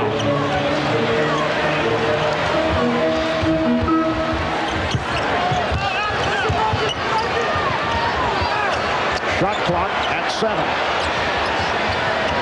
Bushler's pass broken up. Judd Bushler having some tough moments coming into tonight. He had hit 6 of 8 from the field in the series against Orlando. And now a call being made by Bennett Salvatore, which surprised the Sonics. We have a double technical foul. A double technical on Michael Jordan and Gary Payton. Action away from the ball. Well, Gary Payton has been matched up a couple of times with Michael Jordan. Not right now, but he is trying to get up into the chest of Michael at every opportunity and making physical contact. And there, Jordan and Payton just swatting away at each other. And the offside official, Bennett Salvatore, spotted it. That's just good aggressive basketball. All that contact down in the chest area, certainly within the realm of sportsmanship. And Bushler strip.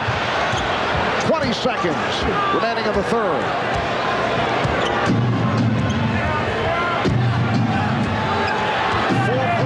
Chicago lead down to 10 seconds. Schrempf going one-on-one against Kukoc. Foul call.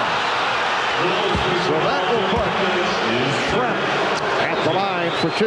That's 3 on Kukoc. Well, this is the versatility of Detlef Schrempf at the offensive end of the floor. He can go inside and post up effectively, or when he has a slower-footed defender, as he did this time, Tony Kukoc on him, trying to spread the floor, and with the shot clock winding down and the quarter clock winding down, trying to get by him and get to the basket, able to cause contact and a foul. Steve Kerr checking back in.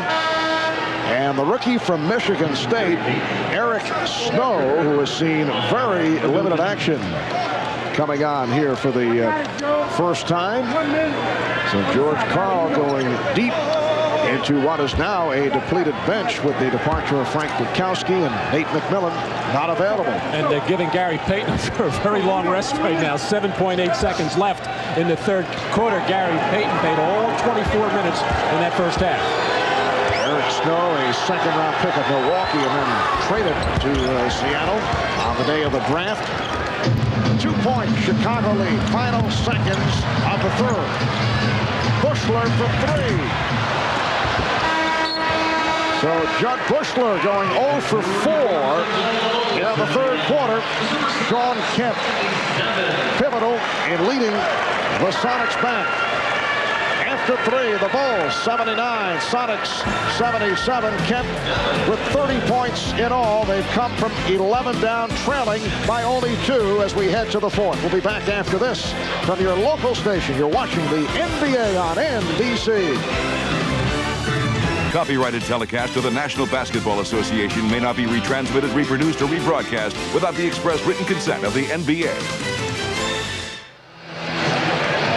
Well, for those of you with computers, you can go online right now on finals.com and interact with NBC's own Steve Snapper Jones. You can send Steve questions and comments about tonight's game right now during the game and during every game for the rest of the finals. He'll be providing game commentary, answering as many of your questions as possible. Apparently, the NBA Finals.com headquarters all the way upstairs. I would think it's an effort to keep Steve as far away as possible from Bill Walton. I'm sure Steve is up there criticizing everything I've said tonight. Oh, now, that's one point of view, isn't it? Detlef Schrempf has worked his way back into this game with a terrific third quarter. Oh, beautiful tip by Wennington to start the 4th quarter. The Bulls lead 81-77. Phil Jackson desperately looking for some help from that bench, getting nothing from Steve Kerr and Judd Bushler, only Tony Kukoc, and now Bill Wennington with 4 points. Gary Payton. And a loose ball foul. Foul on the Sonics. It is on Askew. That is his 3rd. Kukoc forces a shot over 2 guys, but that just opens up. That's Chicago Bull basketball. You force a double team. If you don't double team, you get burned by the one guy. And here's one guy you have to double team. Kukoc with a gorgeous move. Spinning his way, and it leads to a timeout. George Karl wants to talk it over.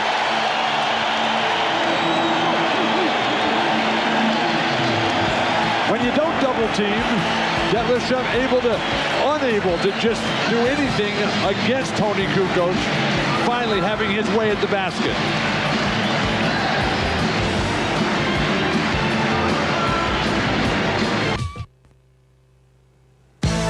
Miller, where great taste runs in the family, brings you Miller Moments. Tonight we go back 19 years. Blazers versus Sixers. Game 6 of the 1977 NBA Finals. That's Dr. J. Julius Erving taking it all the way for the slam. But it was the Blazers' big redhead, Bill Walton, who was the dominant figure. He led the Blazers to a 109-107 win. The Blazers winning their only NBA title as Blazer Mania ran wild. Bill, I know you got chills just looking at that footage. I have to keep reminding Dr. J that we did win that series. Right. They always love to run the highlights of him throwing down the dunks, but the Blazers did win. Several of the principals on hand. Julius said, let's play it again right now. And I did make a shot in that series that was not a layup. In recognition of that moment, the Miller Brewing Company will donate $1,000 to the Thurgood Marshall Scholarship Fund. 24-second violation. And it should be pointed out that the big redhead was named Finals Most Valuable Player. And deservedly so. And George Karl was telling me this morning he is more concerned about how his team is going to be able to score in this series. He feels that the defense will hold up. Well, at this particular time, both are failing him right now. And Hannah's been reporting regularly during those timeouts how George Karl has been lambasting his team for their lack of aggressiveness and assertiveness. They're not competing right now.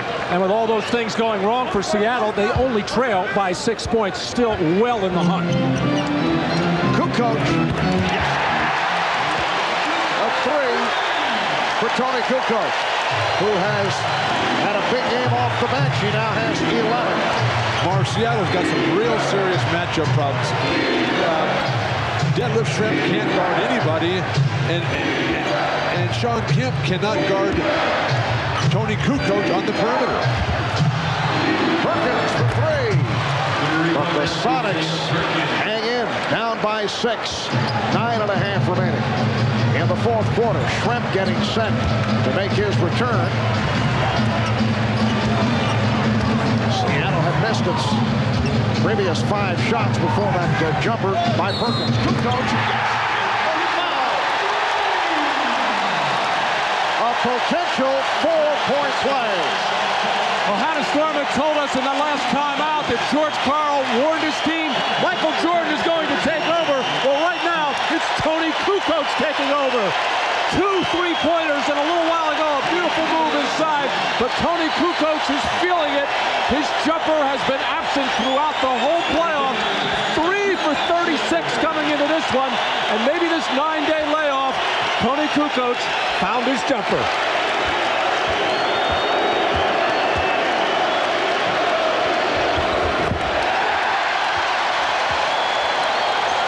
A 4-point play for Kukoc.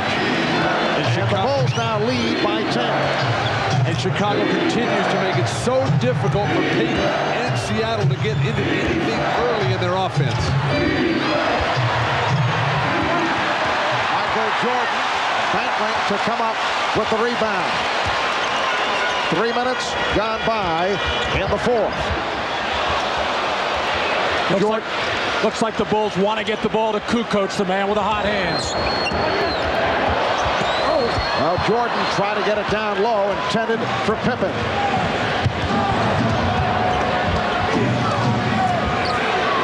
Here is Kemp. Shawn Kemp, 9 of 12 from the field. He has 32 points. 8-point Chicago lead.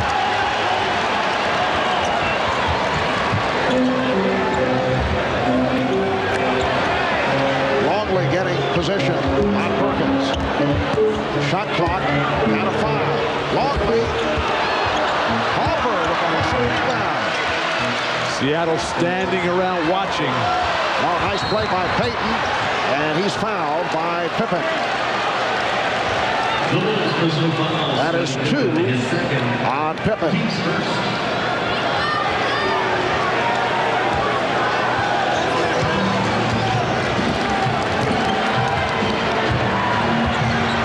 4 minutes gone by in the fourth quarter. Game 1 of the NBA Finals Series. Game 2 here in Chicago on Friday night. Perkins with the single. Look out. And Sam landing in our lap. I thought I made a pretty good save on that one. I thought you were heading for the 5th row. No, that was my way of protecting Sam Perkins. Here's another look. Gary Payton is unable to create inside in all the earlier. More importantly, watch this. Marv Albert standing right up there and I think he was saving leaving. Matt Kukoc. He was leaving the building.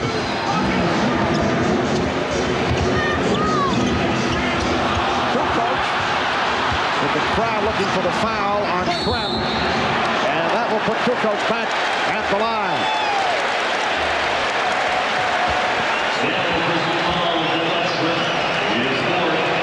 So the Bulls with a 90-82 lead, and Tony Kukoc at the free throw line.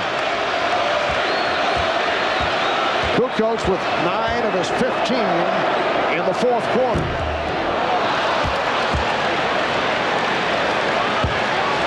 The Chicago Bulls going 72-10 in the regular season, best record in the history of the NBA in the playoffs.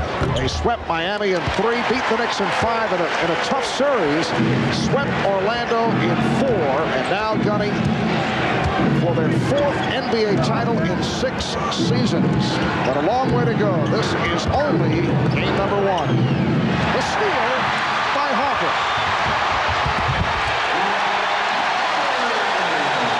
And the Sonics call for time.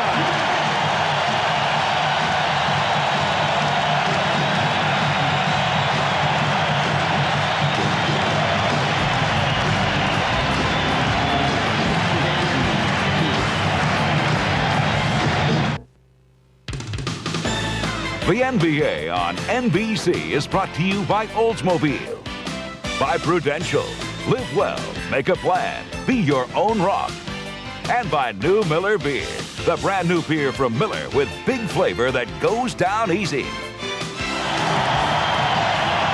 Back in Chicago, Marv Albert, Matt Dukas, Bill Walton, Rod Rashad, Hannah Storm, Gary Payton with a quiet ball game. Michael Jordan, a quiet second half. Look at the overall numbers. Well, Gary Payton has to wear 3 hats for this Seattle team. He has to score himself, he has to create for his teammates, and he has to be the catalyst defensively, and he really hasn't done the defensive job so far in this one. What he has to do most of all is get some offense going for himself and put some pressure on this Chicago Bulls defense. Careless play once again by Seattle. And Pippen with the steal. Bulls with a 93-82 lead, breaking it open once again here in the fourth quarter. Luke Longley rebounded by Scottie Pippen. Pippen with 3 steals. You saw the numbers on Michael Jordan. Has been quiet in the second half. Kukoc and Harper keeps it alive. But the rest of the Bulls have done it. Scottie Pippen has turned it around in the second half. Tony Kukoc with a terrific job off the bench. Perkins stealing from Jordan. And you know, though Sam does not show it, that's one of his career highlights. We'll never let him forget that. Oh, that's one that will be shown time and time again. Nice move. Gary Payton with 9 points, and the Bulls now lead 93-84. And that's the post move that Gary Payton was so successful against John Stockton and the Utah Jazz, but against the taller guards of Chicago, unable to get down there as much as I'm sure he'd like to. Just under 6 minutes remaining in the fourth. Oh, picked off by Kemp, and here's Payton. Well, Longley had that pass telegraphed, and Phil Jackson is very upset. Well, Chicago has been so sharp with the basketball throughout this ballgame, taking care of it.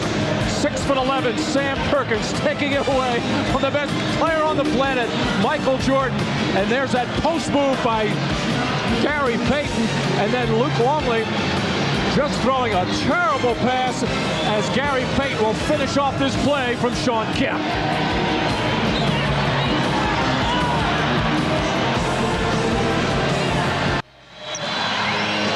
45-year-old George Karl, the head coach of the Seattle Sonics, 4th full season as the head man of Seattle. Friday in prime time at 9 p.m. Eastern. It'll be game 2 of the NBA Finals. We'll be back here at the United Center as the Sonics go up against the Bulls once again. That'll be Friday at 9 Eastern, 6 p.m. Pacific, right here on NBC. Michael Jordan very quiet in the second half. Only 4 of his 22 points coming in this second half. Open look for Harper, but came it up. Rodman back on the floor playing with 5 fouls. But the Bulls now lead 95-86. And we see that special ball movement that the Bulls have been so noted for all season. Kukoc and Rodman, vice versa. Everybody getting involved right now. Gary Payton just can't finish at the basket area. Too much size, too much athletic ability for Chicago. Kukoc from Jordan.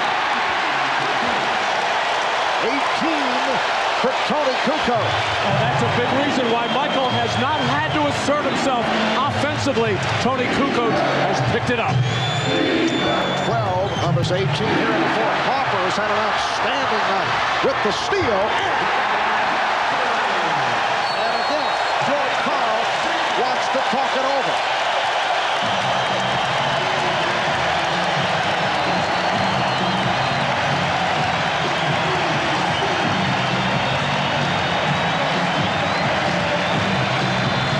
Michael Jordan in transition, finding his teammates who are all running the floor. Big men just out hustling the Sonics right now.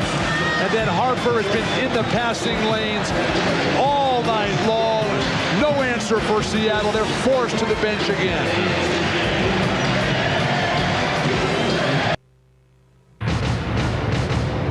We said at the start it was important for Shawn Kemp and Michael Jordan to get their respective teams off to a good start, and they did just that. Kemp led the Sonics with 18 first-half points. In a close battle, Jordan had 18 of his own, and the Bulls led by 5 at the half. Third quarter, more Kemp, 12 more points for game-high 30 after 3, but in the fourth, Ron Harper and Tony Kukoc combining. Ron Harper with a terrific game. 15 points, 7 assists, and Tony Kukoc with 12 of his 18 in the fourth. One of the toughest things for Seattle is that they don't move when they don't have the ball. Last touch by Longley, trying to save it. Well, the Bulls have taken over in the fourth quarter. They have outscored Seattle 20-9, and Jordan and Pippen have not scored here in the fourth quarter. Chicago 8 of 12 from the field in this fourth quarter, and the foul on Pippen is third. No, Michael Jordan is going to do what he has to do. In the first half, as his teammates were a little slow to get involved, other than Luke Longley and Scottie Pippen, Michael carried the ball. Here in the second half, with Kukoc taking care of things and Ron Harper having a sparkling game, Michael is just standing by if needed. Hawkins, and Kemp gets it back. Now Kemp from deep. Jordan with the rebound. Well, the scary thing for Seattle is that Jordan, after a relatively quiet game, that's usually when he comes back and plays his absolute best. Remember, after a quiet game 3 against Orlando, comes back with 45 in the closer. Oh, nice move by Luke Longley. 14. That is a playoff career high. Crowd reacting. It'll be 19 on the shot clock for Seattle. Longley gets a good block, but Gary Payton gives up the ball too early, hangs his teammates out to dry. Charge called on Payton. That's his fourth, and it's all going wrong now for the Sonics. Well, Seattle with 10 turnovers in the first half started to take better care of the ball throughout the third quarter, but now a rash of turnovers for Seattle. Well, so much for the 9-day layoff and the concerns of Phil Jackson and the Chicago Bulls. They have their biggest lead of the night. They're up by 15.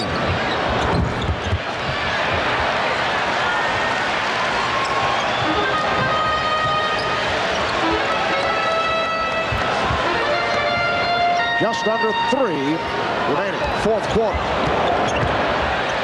Open shot for Harper, but came up with air, and here is Payton.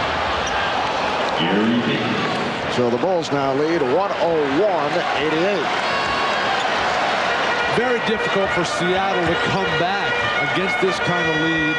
They don't have really anybody right now who's able to take the game over completely. Now, Shawn Kemp has been hot throughout, but they haven't been able to capitalize on that. And Gary Payton has struggled offensively. Oh, Michael Jordan with a high arcing jump shot, and that had something to say to the Seattle bench. Looked right down at Vincent Askew, said, "I'm pretty good." Yes. And we are down to 2 minutes remaining in the fourth. Scottie Pippen has had an outstanding game. Not gigantic numbers in every area. Terrific defense on Detlef Schrempf, clogging the lane, making the plays when needed. A solid performance from Scottie Pippen. Longley. Oh, look out. Rodman just went down. Joe Crawford taking a long look.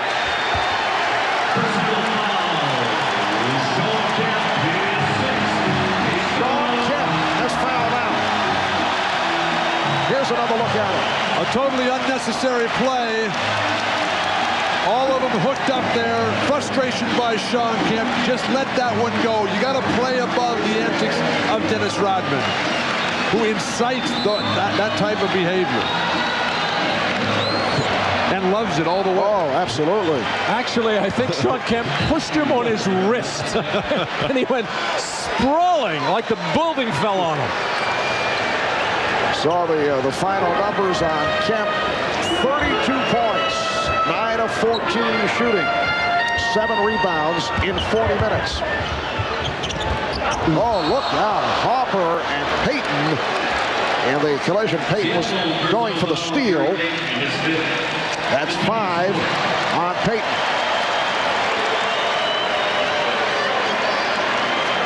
Gary Payton shooting the gap on the weak side. A violent collision. These are two of the toughest guys you'll ever come across. Fortunately, they're both okay. One of the biggest questions for George Karl is going to be, who's he going to have Detlef Schrempf guard for the rest of this series? Because they have attacked his man every time. Jordan, and he'll go to the line. Well, Michael, I'm sure will say he was totally unimpressed with the strategy of Schrempf doing the guarding of Michael and then the double team, because he just quickly realized that he was just going to move outside, and that would negate a lot of the double teaming and spread the floor for himself, where he could drive, take his jump shots, get others involved as he did in this second half.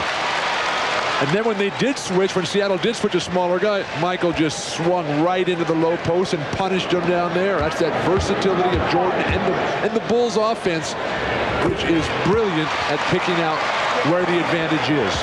26 for Jordan, along with 7 rebounds. And the Bulls have opened up a 105-88 lead as we come up on 1 minute remaining in the fourth quarter. So an impressive start for the Chicago Bulls. Foul is called. Schrempf took the hit. An impressive start. Some concern, and it was genuine concern on the part of the Bulls that the long layoff could have an effect. Phil Jackson with the victory smile at this point. The Bulls last played in that fourth and final game against Orlando on May the 27th. They were getting sick of going against each other in practice. And Phil did tell us yesterday that the two players that the layoff might possibly help was Scottie Pippen, who has an assortment of bumps and bruises, and Ron Harper, who has a bad knee and had to have that knee drained during that week, and he has responded beautifully. It certainly helped Luke Longley, but this Chicago Bulls team is so special. When you got guys like Jordan and Rodman who just have such a killer instinct out there, the practices become so competitive, and then the genius of Phil Jackson that keeps everybody sharp all the time. Shot clock at 5, 40 seconds remaining in the game. Jordan, yes, in dramatic fashion. That's just an impossible matchup for Detlef Schrempf, who doesn't have the foot speed to challenge Jordan. Askew. That was a three-point attempt. We are down to 25 seconds remaining. Looks like Pippen got a piece of it. And the Bulls now hearing it from the crowd. They're on their feet at the United Center. Michael Jordan with 28 points. Scottie Pippen with 21. Tony Kukoc with 18. Ron Harper 15. Luke Longley 14. Sean Kemp leading the Sonics with 32. And the Bulls have won Game 1, 107-90. We'll be